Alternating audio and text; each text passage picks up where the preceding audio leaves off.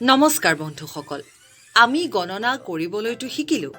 তেন্তে আহা আজি আমি 2ৰ সমূহৰ লগত গণনা কৰিবলৈ শিকো। ইয়াত চোৱা, ইয়াত 2খন বিস্কুট আছে আৰু ইয়াৰ লগত যদি আৰু 2খন বিস্কুট লগ লগাই দিওঁ তেতিয়া মুঠ 4খন বিস্কুট হৈ গ'ল। 2খন আৰু আনিলে 6, পুনৰ 2খন আনিলে 8, পুনৰ 10, 12, এবাৰ 14, পুনৰ 16, পুনৰ 18 আৰু পুনৰ 20। ইয়াত আমি 2খন বিস্কুট লগ লগাই দিয়াত মুঠ 20খন বিস্কুট হ'ল। এতিয়া ইয়াত চোৱা, আমাৰ কাষত বহুত বেছি মৰ্টন আছে আৰু এখন তালিকা আছে। আহা এতিয়া আমি মৰ্টনবিলাক গণনা কৰোঁ আৰু চাওঁ তালিকাখনত মুঠ কিমান আছে। আহা এতিয়া এই তালিকাখনৰ মাধ্যমেৰে আমি 2ৰ সমূহেৰে গণনা কৰোঁ।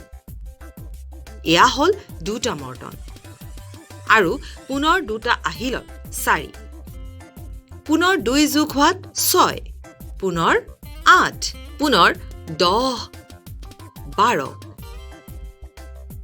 এবাৰ 14, 16, 18, পুনৰ 20, 22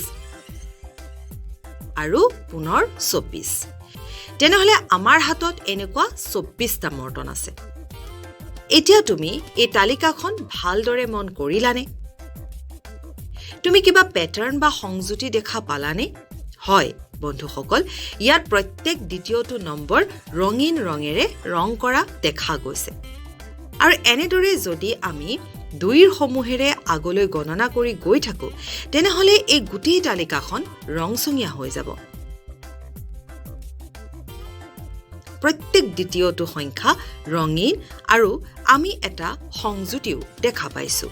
ইয়াৰ প্ৰত্যেক দ্বিতীয় শাৰীত ৰং আছে, অৰ্থাৎ আমি ইয়াত 2ৰ সমূহেৰে গণনা কৰিছোঁ।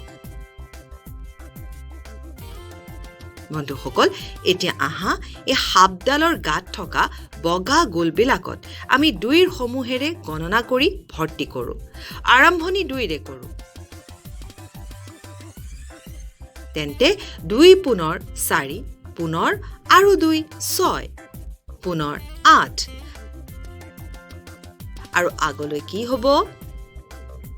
10, 12, 14, 16, 18, 20। ঠিক আছে, 20ৰ পিছত কি হ'ব? 22, 24, 26, 28, 30 আৰু পুনৰ 32।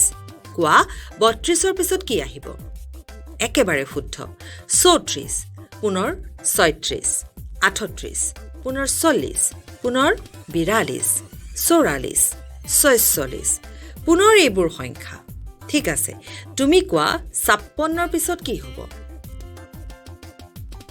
ঠিকেই, 58 আৰু এনেদৰে আমি আগলৈ গৈ থাকিম। এইবাৰ কোৱা 72ৰ পিছত কি সংখ্যা আহিব? ঠিকেই ভাবিছা, 76। পুনৰ 2 খোজ আগলৈ আগবাঢ়ি এতিয়া কোৱা 86ৰ পিছত কোনটো সংখ্যা আহিব? হয়, 88। ঠিক এনেদৰে আমি আগলৈ গৈ থাকি শেষত কি সংখ্যা আহিব কোৱা? আমি ক'ত পালোগৈ? 100। একদম ঠিক, অৰ্থাৎ এই সাপডালৰ গাত 100টা বগা গোল আছে। বন্ধুসকল আজি আমি শিকিলো 2ৰ সমূহেৰে গণনা কৰা। এতিয়া তোমাৰ পাল, তুমি গণনা কৰি থাকা আৰু শিকি থাকা।